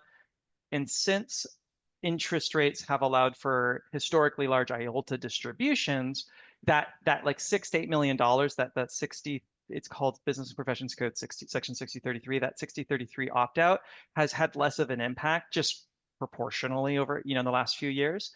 Maybe that could actually be funding that is available to respond to urgent needs like disaster legal services. So like the speakers from LISNIC and NLSLA were saying, we really need dedicated disaster legal services funding or some kind of like emergency response type funding. The $6 to $8 million that the 6033 opt-out creates could be that. So the idea is to maybe make it so it's not required to go by IOLTA statute, but the commission could do something on an emergency response basis with it. Or if not, then it just goes out by IOLTA funding formula, as opposed to must always go out by IOLTA funding formula. So those were three ideas the State Bar and LAC worked on together. Just wanted to make sure the executive committee also knew that because the PDI committee kind of heard about that. And that concludes my report. Sorry, that was a little long. Okay. So Judge Rossi, back to you. Is there anything I missed? No, well, I want to be, sorry, Judge Rossi, obviously if there's something big we can share. I do want to be a little bit sensitive because we have only about 20 minutes and we have to listen to the rules committee and we have some things that we need to vote on. So I want to turn it over to Catherine and Erica to give us kind of an update on the rules committee. Erica's going to start with our charter, I think. Great. Thank you. So thanks for the opportunity to talk about the Rules Committee. Unlike the other two committees, the Rules Committee hasn't had its first meeting of the year yet, so I don't have any updates in terms of action that the committee's taken, but looking forward to that first meeting in a few weeks where we'll talk about the real property purchase and tangible property purchase guidelines that we're looking to update. So as far as the charter, again, unlike the other committees we just heard from, the Rules Committee is continuing. It's existed and is continuing. And so really the idea behind the charter was to preserve or to capture the ongoing work of codification and the committee's work developing a comprehensive framework of rules governing grants administration. So hopefully looking at that, you felt that captured kind of the breadth of what's been done for the past few years and continues. we had the benefit, Catherine and I, of the feedback that happened at the other committees in terms of the membership piece and things like that. So you'll see reflected in this proposed charter an alternative to, you know, what we were discussing. Instead of having a prescribed number of members, that, you know, you might have the flexibility to choose the number of members. So I would say that's one major difference that we do want to have alignment on across all the charters, but gives you kind of a sense of one way we might approach it across the three. And yeah, I don't want to take up too much time. I think everybody here knows what the Rules Committee does in terms of codification, but I can give Catherine some time to talk a little bit about it if you have any comments. No, we don't have any substantial or significant problems to raise with you. Yeah. So I think it's pretty straightforward. And just for brevity, our work plan was also included, which I think, thanks to Erica and the bar staff team, is just a nice framework for what's already been accomplished, because there's sort of been these long-standing assignments to the Rule Committee and where we're picking up. So in March, as Erica said, we start with item 21, which is on the real property, which does not have a subcommittee. It's the advice, I think, from Office of General Counsel and staff. So, but if you want to see what we're doing this year, there's a whole little plan. Yeah, and I do want to say for the topics that are on calendar this year, staff has been getting to work internally to get things prepared for our working groups, and we're looking forward to convening those soon. If we get through all of the topics that are kind of slated for this year, that actually will bring us to the end of the list of what we've already identified for what needs to go through codification. So I think that'll be a discussion, as well as if we identify anything new over the course of the year. And, you know, sometimes we get topics from the other committees as well. And so would love that feedback if anything arises in your committees that might need attention.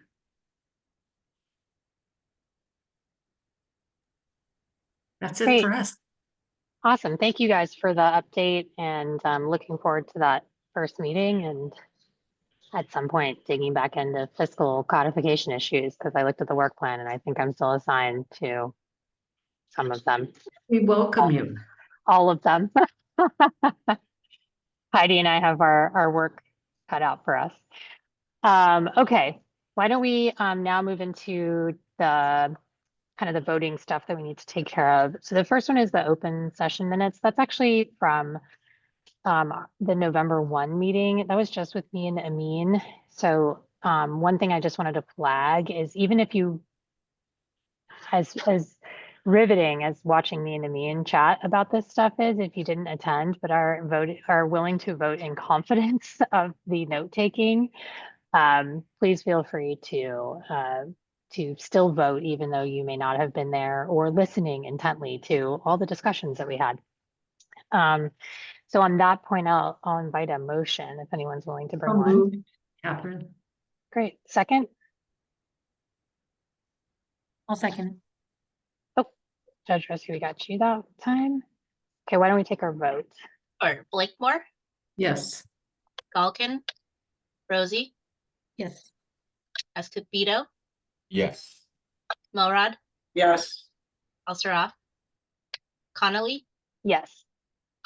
That's 5 yeses, 0 nos. Motion passes. Perfect. Thank you very much. Okay, and now we're going to move to the approval to business 5.1, approval of reallocating remaining CalHFA grant funds, which I'll turn this over to Chris, but just as a little context, this is something that had been previously delegated to XCOM, and XCOM, as constituted with me and Amin, had approved the reallocations in the past. Now we obviously have new XCOM. I'll let Chris kind of fill you in with what we're doing. Thank you. And the materials we posted are pretty straightforward. So I don't have slides, or I'm not gonna do a huge presentation, but I'll just tee up the resolution for you. So the full commission had delegated to XCOM standing authority to handle any future reallocations because they kept coming up. So this is the third reallocation for the California Housing Finance Agency grant. This committee would be approving their reallocation. This wouldn't go to the full commission on the 28th.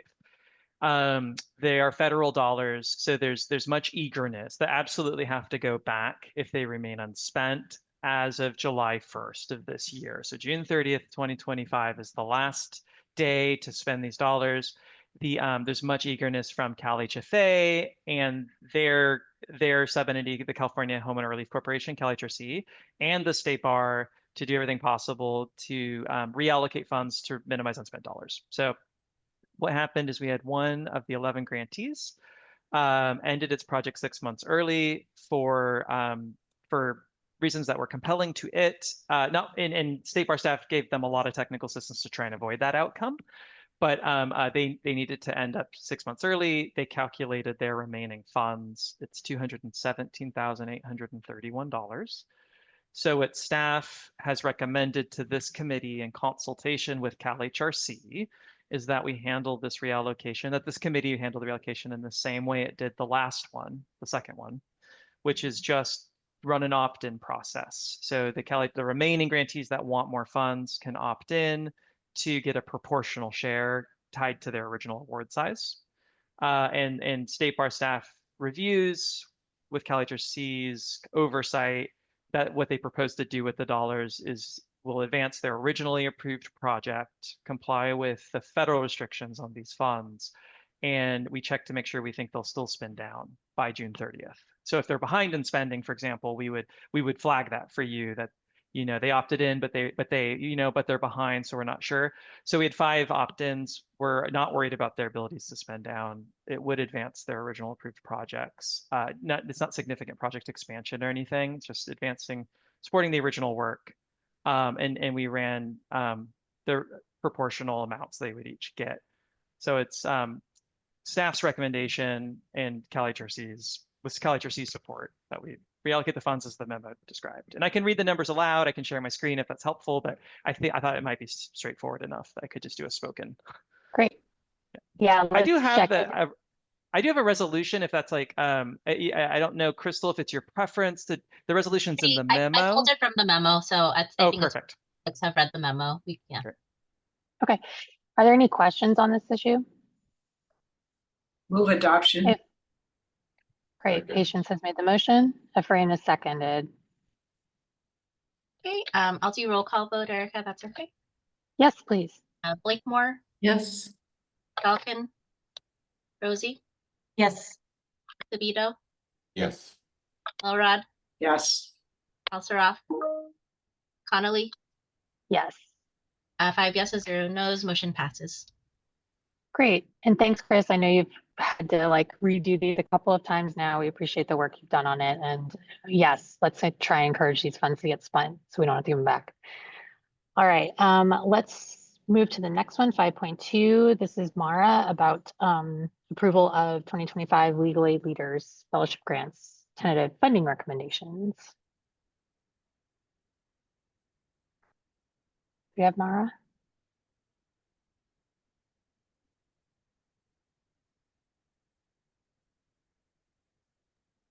You see Mara, Crystal? Yeah, she just got promoted. Oh, I see her. Good afternoon, everybody. So the State Bar received 58 applications for its 2025 Legal Aid Leaders Fellowship Grant. This was a 70% increase compared to the 2024 cycle. Cumulatively, applicants requested approximately $2.68 million to fund 273 fellows. At its December 9th, 2024 meeting, the LALF committee voted to recommend a funding scenario which would fund 167 fellows at 57 organizations. And given that the funding requested exceeded the anticipated funding available, the recommended approach offers the largest awards to organizations with the strongest applications and prioritizes the statutory priorities of the grant. It also encourages law students to pursue a career in legal services across the state. I'm happy to answer any questions that you have. Otherwise, I can read the resolution for these funds. I guess my only question is it the final stop with us or does it need to go up to the commission? Okay, so our approval, we have delegated authority. You have delegated authority to approve the funds, yes. Perfect. Sorry, I should remember that from the memo. Any other No, questions? it's been a minute. Okay. If no questions, is there a motion? I'll move. Great, thanks. Do I Treasurer. need to read the resolution or Is it the same one pulled from the memo? it is? Then I think we're okay. Apologies, Erica. Who moved for the motion? Well, it's Okay. Judge Rosen. Thank you. Okay. Anybody? That was Efrain? Okay, thank you. Roll call vote. Blakemore? Oh, Catherine, I think you're muted, right? Taking roll call. Yes, sorry. Okay, no problem. Galkin? Rosie? Yes. Escobedo? Yes. Milrod? Yes, abstaining as to CCLS. Elseraff? Connolly? Yes. That's 5 yeses, 0 no's. Motion passes.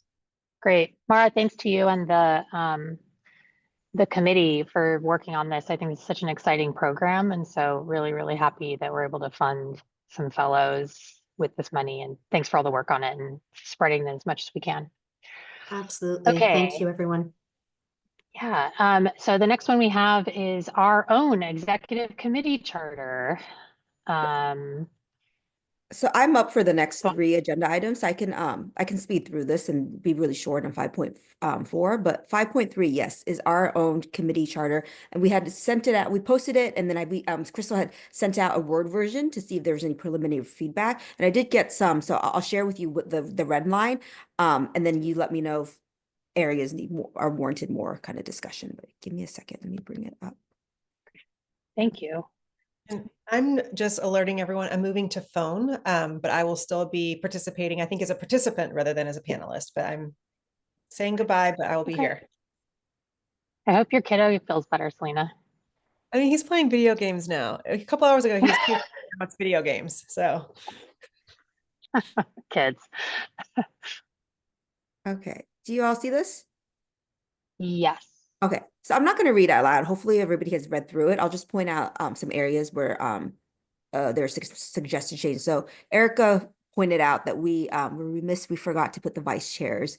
So we'll put that here. There was also another suggestion to add the appointing authority of, because the chairs for the commission is a little bit different than the chairs for all the subcommittees. This is was a change, a statutory change a couple years ago. The Judicial Council does the appointment for our officer position. So they do the appointments for the chairs and the co-chairs. And some years they do one of each, and some years they do 2 of each. But that's the Judicial Council. We could do that statutory.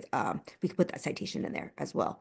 And then the other, only other substantive comment is this bullet point here to coordinate activities and priorities among various subcommittees. And I have to say, I did share with Catherine, who suggested this, that Mara actually originally had a bullet point in here to some effect similar to that, and we had her take it out because we thought maybe it was already kind of obvious. But I think the fact that you brought it up, maybe it wasn't obvious. So I think that is a really great suggestion to put back in.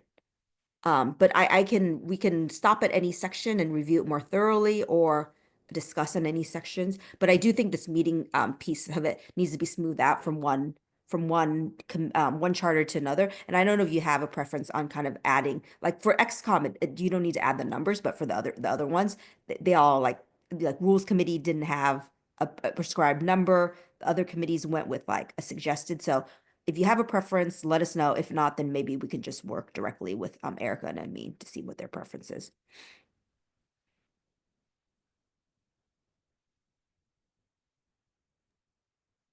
I mean, I think it looks good, and I'm happy to talk further on the membership information. Are you thinking, would we approve it subject to adding that information from Judicial Council? I think you can approve it, and then the whole commission will have to approve it again. So we'll do if there are more changes, we'll do a red line because I just got that comment that came in right before this meeting. Yeah. No, that's fine. I just didn't know what you needed from us. Okay. Awesome. Any questions or comments on the? Sorry, because I can't see everybody. Yeah, are there any sections you want to discuss more thoroughly? Any concerns? I think it's actually pretty straightforward. I know it's a little bit different than the impact committee, and this feels a little bit more straightforward to me. I agree. Move adoption. Awesome. Patience has made the motion. Anybody up for seconding? Catherine seconds. Great. Thank you, I'll take Catherine. roll call vote. Blakemore, Yes. Galkin, Rosie, Yes. Escobedo, Yes. Milrod, Yes.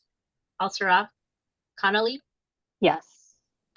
5 yeses, 0 nos, motion passes. Right. And Great. then We have I a guess we'll just, charter. yeah, congratulations. And then Sorry. Go no, I on, was go gonna say, ahead. we'll work on the structure of the members piece, maybe just directly, Erica, with you and Amin, to see how you want to package it for the full commission. And then let me skip over to 5.5 because I know Judge Rossi has to leave at 2, just she gets kind of the gist of what's happening at the commission level. So maybe as Crystal's pulling it up, I can give you kind of a 30,000 foot of what we're going to be doing that day. And then please give us feedback if you have any. So it's going to be an all-day meeting. You all know it's going to be in person in Los Angeles. The meeting's gonna start at 10, but we're gonna open up the room at 9 o'clock if people want to come and mingle and meet staff or meet each other. There'll be breakfast served. We're gonna start out the day with an implicit bias training, and this is actually, we've never had an implicit bias training with the commission before. We thought it's probably we're due time, and we're working with a consultant that's actually done an implicit bias training for our sister sub-entity, the Council on Access and Fairness. Catrice, I don't know if you remember her, Judge Rossi, that when she came to do it for COAF. But we think she's really excellent, and the reason we would really like her because we talked to her about some like pain points with the commission that we think might be issues, and she's really tailoring it, and she has some like case studies that's really based on like grants administration, and like she's taken like some of those examples are really based on like things that have happened in the commission that we thought might be good in terms of like checking our own biases when we're looking at an application for a grantee, whether it's like the size of the grantee or the makeup of the grant organization. So we think it's just, we're probably due a time. So we're really excited to have her. And then, sorry, Crystal, why don't you go up? Sorry. And then we're gonna have the committee reports, kind of similar to what we had today at the commission level. So there'll be a committee report for each of the committee. Then there's a slew of like approving that there's a lot of consent items.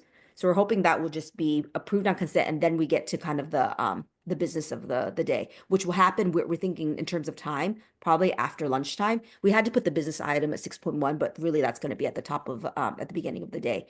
Then we're going to start out with the charters, and I'll just skip to the end. That we're hoping at the end of the meeting, put aside our liaisons report, that we'll end the substantive part of our meeting with an approval of the implementation plan. So this is like, we're taking everything that is like, we've already approved the strategic plan. Now this is like what we're going to be doing during the year to kind of effectuate that strategic plan. And, you know, we're putting the final touches on that implementation plan now. I will email it to XCOM before we post and just to get your feedback. We're not going to do it now because we actually don't have it finalized quite yet, but hopefully sometime next week we can email it out to this executive committee. So please take a look at that and let us know if like the structure works, if you have any input. But those are really like kind of the line items, like the projects that we're going to be working on throughout the year to effectuate the strategic plan. So I did want to say that before Judge Rossi hops off. And then I would say all the presentations between from 6.3 all the way down to 6.7. A lot of those are kind of presentations to help inform the approval of the implementation plan. So a lot of these are kind of presentations that actually happened at the PDI committee, because a lot of the new initiatives that we're taking on is going to go through that committee. And then the compliance work is the compliance work, right? That's our bread and butter work. So we're not going to do a big presentation on that, but we might actually from the discussion today, build in maybe one more agenda item to discuss some of those compliance issues, but we're not gonna have a full-on presentation on kind of the work of the compliance committee itself. It will be mainly on kind of these new initiatives. So that's kind of the flow of the day. It's a really packed agenda item. So if you have kind of, we can send this out too. If you have feedback on how we can organize it to make the flow better or to curate the information, then please do let us know, either now or when we send it out to you. We'll send this out to you before we post it. Okay. So if there are no comments, the last thing I wanted to do, but we're not going to really have time, is a brainstorming session on how we can better support our grantees. And I'll just let you know a couple of the things that we're doing in the office right now. And if you have other ideas, then please pass them along. Or if, it doesn't have to be anytime soon, even throughout the year. If there are other like initiatives or big ways, small ways to support our grantees as we're going through kind of all this changes in the kind of the federal policy and the landscape, then let us know. So one thing we're doing right now is we're actually moving up our Q2 IOLTA payments. We're going to be paying out those, we pay out IOLTA and EF in quarters. So we do 4 payments a year. We're moving up the Q2 just because there's so much loss in federal funding right now. And it's so unknown. And so this is, Selena has shared that a couple programs we're requesting to have, and a couple programs actually emailed me. So we emailed everybody and had them opt into this. We didn't do it just a blanket kind of release because we were kind of a little bit short of like being able to fund that, because we, as you know, our cash on hand, we put into like CDs. And so we only held up enough cash to kind of, we're on a strict distribution schedule. So we only had enough to, I think, fund maybe 95%. But, luckily, there weren't actually as many grantees that we thought needed to opt in. So we're able to advance payments for those grantees. One thing that we're going to consider, though, is maybe the next time our CDs mature, which is in a couple weeks, instead of holding back just enough to make payments for the next grant, maybe we'll hold back like 1.5 or maybe 2 quarters in case there's some major kind of funding loss in the year. I think that on balance probably makes sense.